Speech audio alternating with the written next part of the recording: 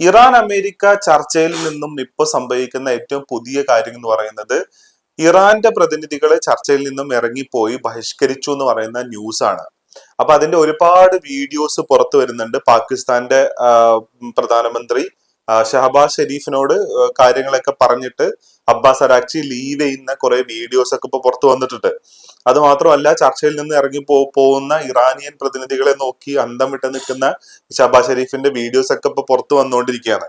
അപ്പൊ ഇതിന്റെ റീസൺ ആയിട്ട് പറയുന്നത് ട്രംപിന്റെ എക്സില് പോസ്റ്റ് ചെയ്തിട്ടുള്ള ഒരു പോസ്റ്റ് ആണ്. അപ്പൊ അതിനകത്ത് പറയുന്നത് ആക്സിസ് ഓഫ് റെസിസ്റ്റൻസിന് ഇറാൻ നൽകിക്കൊണ്ടിരിക്കുന്ന സകല സഹായങ്ങളും നിർത്തണം എന്നുള്ളതാണ്. അതായത് ഇറാൻ ആക്ച്വലി ഇറാന്റെ പ്രോക്സീസ് ആണ് ഈ ആക്സിസ് ഓഫ് റെസിസ്റ്റൻസ് എന്ന് പറയുന്നത്. സിറിയയിലും ഇറാഖിലും അതേപോലെ തന്നെ ലെബനോനിലൊക്കെ ഉള്ളത്. അപ്പൊ ഈ ആക്സിസ് ഓഫ് റെസിസ്റ്റൻസ് കഴിഞ്ഞ ദിവസം പറഞ്ഞൊരു കാര്യം എന്താ വെച്ച് കഴിഞ്ഞാൽ ഹിസ്ബുള്ളയുടെ കൂടെ ചേർന്നിട്ട് ഞങ്ങൾ ഇസ്രായേലിനെതിരെ പോരാടും എന്നുള്ള കാര്യം പറഞ്ഞിട്ടുണ്ടായിരുന്നു. അപ്പോ ആക്സിസ് ഓഫ് റെസിസ്റ്റൻസിന് ഇറാന്റെ പ്രോക്സീസ് നൽകിക്കൊണ്ടിരിക്കുന്ന സകല സഹായങ്ങളും നിർത്തണം. ഇല്ലാന്നുണ്ടെങ്കിൽ ഞങ്ങൾ മാരകമായിട്ടുള്ള അറ്റാക്ക് ഇറാന് നേരെ നടത്തും എന്നുള്ളതാണ് ട്രംപ് സോഷ്യൽ മീഡിയയിൽ പോസ്റ്റ് ചെയ്തത്. അപ്പൊ ഇതിൽ പ്രകോപിതരായിട്ടാണ് യഥാർത്ഥത്തിൽ ഇറാൻ ഇറങ്ങി പോകുന്നത് എന്നുള്ളതാണ് പറയുന്നത്. അതിൽ ഇറാനെ കുറ്റം പറയാൻ പറ്റത്തില്ല. കാരണം എന്താ വെച്ച് കഴിഞ്ഞാൽ ഒരു നെഗോസിയേഷൻ ടേബിളില് ഇരു കൂട്ടർക്കും അനുയോജ്യമാവുന്ന രീതിയിലേക്ക് ഇരു കൂട്ടർക്കും സമ്മതമാവുന്ന ഒരു സെൻട്രൽ പോയിന്റിലോട്ട് എത്താൻ വേണ്ടിയിട്ടാണ് ഇവർ ചർച്ച നടത്തിക്കൊണ്ടിരിക്കുന്നത്. അപ്പൊ ചർച്ച നടത്തിക്കൊണ്ടിരിക്കുമ്പോൾ പുറകിൽ നിന്ന് വേറൊരാൾ നിന്ന് ഭീഷണിപ്പെടുത്തിക്കൊണ്ടിരിക്കുമ്പോ എങ്ങനെ ഈ ചർച്ച മുന്നോട്ട് പോകും? അതിന് ഒരു തരത്തിലുള്ള സാധ്യതയില്ല. മാത്രമല്ല, ന്യൂക്ലിയർ പ്രോഗ്രാമിലെ ചർച്ച ഇപ്പൊ തന്നെ നടക്കത്തില്ല എന്നുള്ളത് ഈ ഇറാൻ ആദ്യമേ പറഞ്ഞിട്ടുള്ളതാണ്. അതായത് ഈ MOUയിൽ പറഞ്ഞിട്ടുള്ള ആദ്യത്തെ എല്ലാ കാര്യങ്ങളും അമേരിക്ക നടപ്പിലാക്കിയാൽ മാത്രമേ അടുത്തതായിട്ട് ന്യൂക്ലിയർ പ്രോഗ്രാമിലുള്ള ചർച്ച ഉണ്ടാവത്തുള്ളൂ എന്നുള്ളത് ആക്ച്വലി ആര് പറഞ്ഞതാണ്? ഇറാൻ പറഞ്ഞിട്ടുള്ളതാണ്. മാത്രമല്ല, ഇന്റർനാഷണൽ അറ്റോമിക് ഏജൻസിയുടെ പ്രതിനിധി സംഘങ്ങളൊന്നും ആദ്യത്തെ ചർച്ചയിൽ ഉണ്ടാവത്തില്ല എന്നുള്ള കാര്യങ്ങളെല്ലാം ഇറാൻ പറഞ്ഞിട്ടുള്ളതാണ്. പക്ഷേ ചർച്ച വീണ്ടും ഈ പറയുന്ന ഇറാന്റെ ന്യൂക്ലിയർ മേഖലയിലോട്ടും അതേപോലെ തന്നെ മിസൈൽ ശേഷിയിലോട്ടൊക്കെ മാറുന്നു എന്നുള്ള ലെവലും കൂടെ ഇതിന്റെ കൂട്ടത്തിൽ വരുന്നുണ്ട്. അപ്പൊ ഇതെല്ലാം കൂടെ ചേർന്നിട്ടാണ് യഥാർത്ഥത്തിൽ ഇപ്പോ ഇവര് ചർച്ചയിൽ നിന്നും ഇറങ്ങിപ്പോയിരിക്കുന്നത്.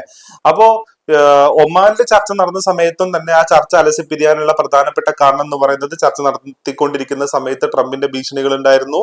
അതേപോലെ തന്നെ ചർച്ച നടത്തിക്കൊണ്ടിരിക്കുന്ന അതേ സമയത്ത് തന്നെയാണ് ട്രംപ് പോയിട്ട് ഇറാനെ ആക്രമിക്കുകയും കൂടെ ചെയ്യുന്നത്.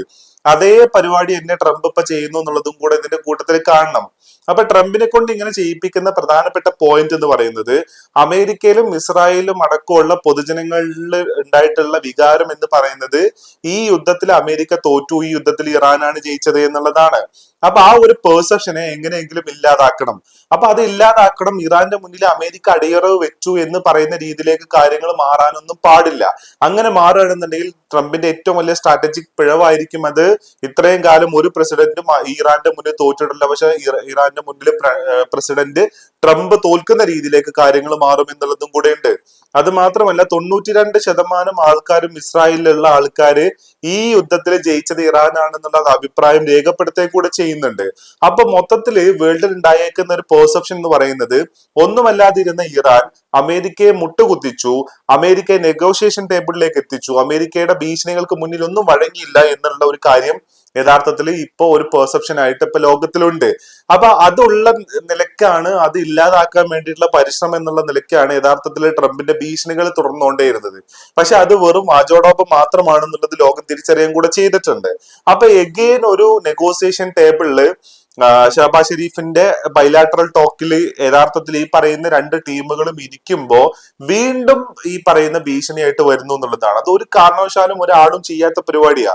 കാരണം രണ്ടു കൂട്ടർക്കും അനുയോജ്യമാവുന്ന രീതിയിലേക്ക്, സമ്മതമാവുന്ന രീതിയിലേക്കുള്ള ഒരു സമവായത്തിലേക്ക് എത്താൻ വേണ്ടിയിട്ടാണ് യഥാർത്ഥത്തിൽ ഈ ചർച്ച നടത്തുന്നത്. അത് ന്യൂക്ലിയർ പ്രോഗ്രാമിന്റെ കാര്യത്തിലാണെന്നുണ്ടെങ്കിലും മിസൈലിന്റെ കാര്യത്തിലാണെന്നുണ്ടെങ്കിലും. ഇപ്പോ കഴിഞ്ഞ ദിവസം മസൂദ് പെസസ്കിയാൻ എടുത്തു പറഞ്ഞിട്ടുണ്ടായിരുന്നു ഇറാന്റെ ഫത്വ എന്ന് പറയുന്നത് ഇറാൻ ഒരു കാലത്തും ന്യൂക്ലിയർ വെപ്പൺ ഉണ്ടാക്കാൻ പോകുന്നില്ല എന്നുള്ളത്. അപ്പൊ അത്തരത്തിലുള്ള അഷൂറൻസ് ഞങ്ങൾ എവിടെ വേണമെങ്കിലും പറയാം, എവിടെ വേണമെങ്കിലും ആ അഷൂറൻസ് തരാം എന്നുള്ളത് മസൂദ് പെസസ്കിയാൻ പറഞ്ഞിട്ടുള്ള കാര്യവും കൂടിയാണ്. അപ്പൊ ഇങ്ങനെയൊക്കെ ഇറാൻ പറഞ്ഞുകൊണ്ടിരിക്കുന്ന സമയത്തും വീണ്ടും ഇറാന്റെ ന്യൂക്ലിയർ എന്ന് പറഞ്ഞിട്ട് വീണ്ടും ഇവർ പേടിക്കുകയും വീണ്ടും ഇവർ ഈ ചർച്ചകളിലോട്ട് വീണ്ടും വഴിമാറി പോവുകയും ചെയ്യുന്ന ഒരു സ്ഥിതിവിശേഷം ഇവിടെ ഉണ്ട് എന്നുള്ളതാണ്. അപ്പൊ ഇതെല്ലാം കൂടെ ചേർന്നിട്ടാണ് ഇപ്പോ ഈ പറയുന്ന ഇറാന്റെ പ്രതിനിധി സംഘങ്ങൾ ഇപ്പോ ഈ പറയുന്ന ചർച്ചയിൽ നിന്നും ഇറങ്ങി വന്നിട്ടുള്ളത്. ഇനിയിപ്പോ ഈ MOUന്റെ കാര്യത്തിൽ എന്താവും? MOU അത് വൃഥാവിലായി പോകുമോ, അതോ വീണ്ടും ഈ പറയുന്ന സംഘർഷത്തിലേക്ക് പശ്ചിമേഷ്യ പോകുമോ, അതോ വീണ്ടും ഈ പറയുന്ന ഇസ്രായേൽ തുരങ്കം വെച്ച് അത് മൊത്തത്തിൽ തകർക്കാനുള്ള പരിപാടിയിലോട്ടാണോ പോകുന്നത് എന്നുള്ളതാണ് ഇപ്പോ ലോകം നോക്കിക്കാണുന്നത് എന്നുള്ളതാണ്.